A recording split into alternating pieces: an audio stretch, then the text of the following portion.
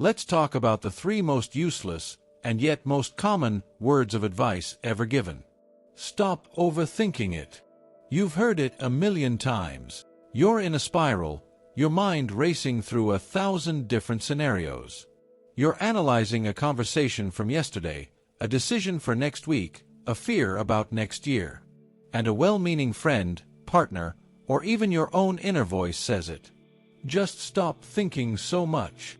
And in that moment, a quiet, internal shame washes over you.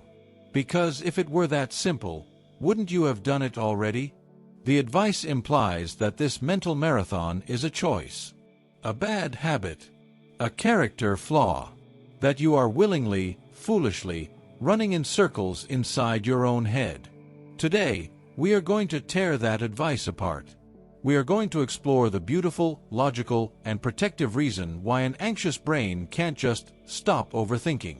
And I am going to show you that your overthinking is not a sign of your weakness. It is a sign of a mind that is trying, with every ounce of its power, to keep you safe. Let's start with a new metaphor. Your brain is not a playground.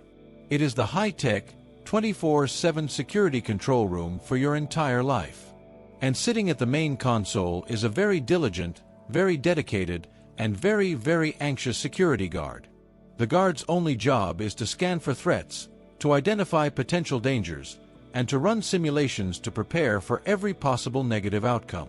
What you call overthinking, the guard calls threat analysis.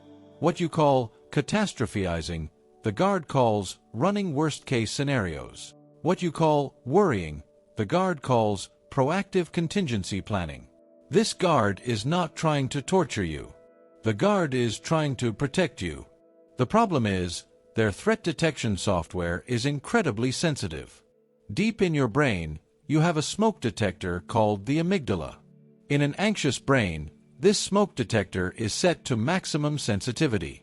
It doesn't just go off for a real fire, it goes off if someone burns a piece of toast in the next building. A neutral text message, a strange look from your boss, an upcoming event, these are all just puffs of smoke. But your amygdala pulls the full fire alarm. And what happens when a fire alarm goes off? The security guard, the logical, problem-solving part of your brain called the prefrontal cortex, leaps into action. It feels the panic, it hears the alarm, and it feels an overwhelming compulsion to find the fire. So it scrambles. It pulls up the security footage from yesterday. What did I say in that conversation? Was it wrong? It runs simulations of tomorrow. What if I fail the presentation? What if they laugh at me? It analyzes every exit, every sprinkler, every possible danger. This frantic, desperate search for the source of the alarm is overthinking. It is an active, logical, and deeply necessary response to a blaring alarm. You cannot tell a security guard to relax and stop searching while the fire alarm is screaming in their ears. It is neurologically impossible. And this is why stop overthinking is the worst advice. It is like shouting at the security guard to stop doing their job. In fact, it often makes it worse. There's a psychological principle that says, when you try not to think of something like a white bear, you end up thinking about it even more. When you tell yourself, don't think about that mistake, you are basically telling your brain's security guard, there is a very important threat over here that you must, under no circumstances, investigate. What do you think the guard is going to do? They are going to obsess over it. The advice to stop adds a layer of shame. You feel like a failure for not being able to control your own mind. This shame is another puff of smoke, which sets the alarm off again, which makes the guard search even harder. It's a vicious, self-perpetuating cycle. So what do we do instead? If we can't fight the guard, and we can't command them to stop, how do we find peace? We don't try to fire the guard.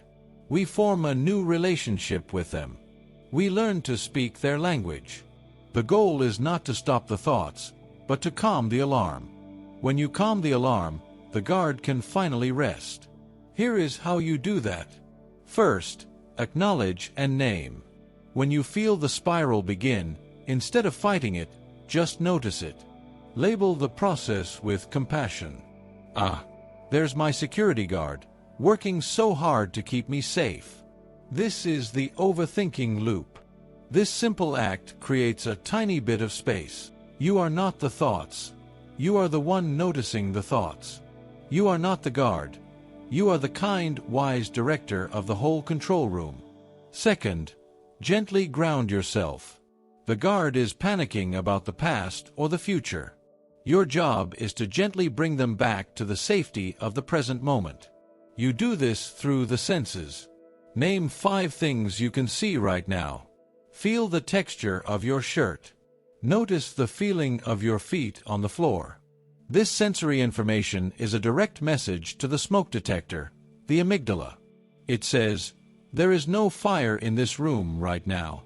We are safe." As the alarm gets quieter, the guard's frantic search will begin to slow down. Third, give the guard a small, specific job. An anxious mind is an analytical mind with nowhere to go. It has all this problem-solving energy, so it invents problems to solve. Instead of letting it run simulations of universal catastrophe, give it a small, tangible task. Okay, guard, thank you for your work. Right now, I need you to focus on just one thing. Count your breaths for 60 seconds. Or, I need you to solve this Sudoku puzzle. Or, I need you to organize this messy drawer. This channels that powerful analytical energy into something simple, concrete, and productive. It gives the guard a useful job to do, which calms them down. And finally, and most importantly, practice radical self-compassion. Your mind is not doing this to you. It is doing this for you.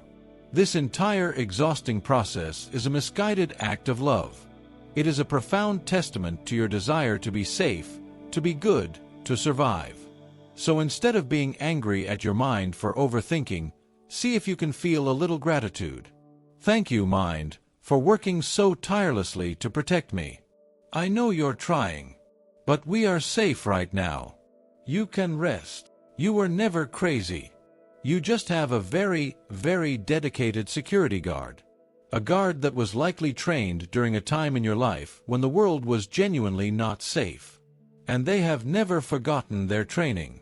The journey of healing from anxiety is not about silencing your mind. It is about teaching your inner protector that the war is over.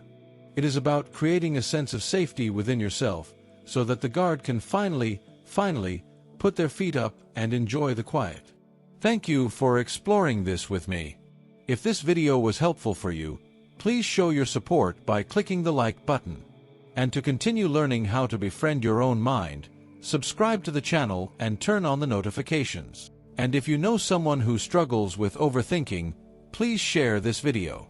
It might be the first time they've heard that they are not broken, but that they are, in fact, powerfully protected. Thank you for watching. Be kind to your mind.